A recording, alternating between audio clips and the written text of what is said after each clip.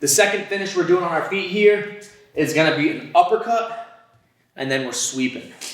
All right, so when I get this single, it's very important that my attack hand's on top. We've mentioned it, but it's really important my attack hand's on top, because if it isn't, it's gonna be hard to get that leg from in between to the armpit, all right? If I'm here and I don't have my hands locked properly, so the proper technique is right hand on top, but if I'm blocking whatever random, like some chain grip, or the left hand on top, it's hard for me to slide my hand down, but he can also just grab my elbows or whatever and just break that lock. If this hand's on top, as I try and kick this down, it just gets tighter.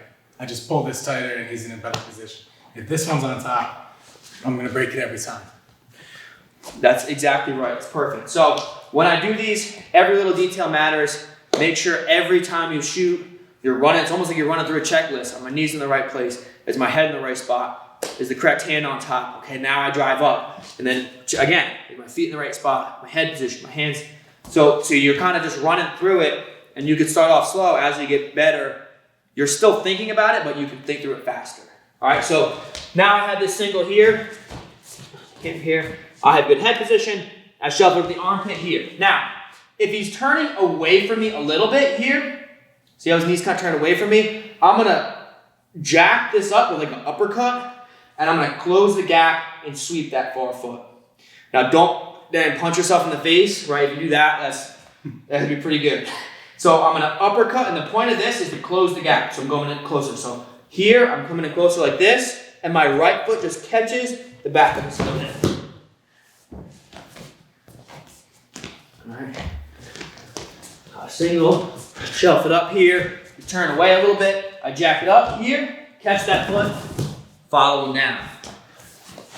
All right, now when you're starting, it's the same like the technique before. I'm just placing my foot behind here. I don't need to soccer kick it, I don't need to sweep hard. I gotta work on the timing and placing my foot in the right spot. Once I get that, I can sweep this one pretty hard. All right, so the legs up here, here. So I'm jacking this up so that I can close the gap. So as his knee bends, I can get my legs in closer. One thing that you'll see a lot of people try to do is they'll try to hit this sweep and fall backwards, like this. That's a big mistake.